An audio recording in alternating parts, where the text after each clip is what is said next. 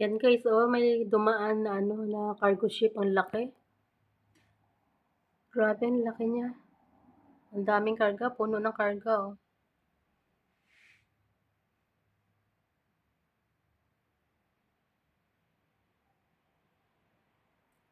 Hindi pa ako tumingin sa bintana, hindi ko siya napansin. Ayan. Green na green yung kabundukan natin, oh.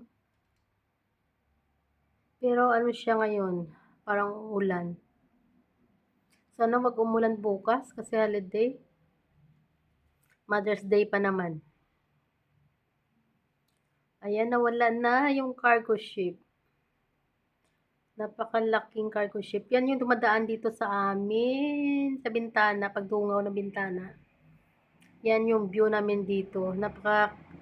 Napakatahimik ang lugar at saka napaka-relaxing ng view. O, 'di ba?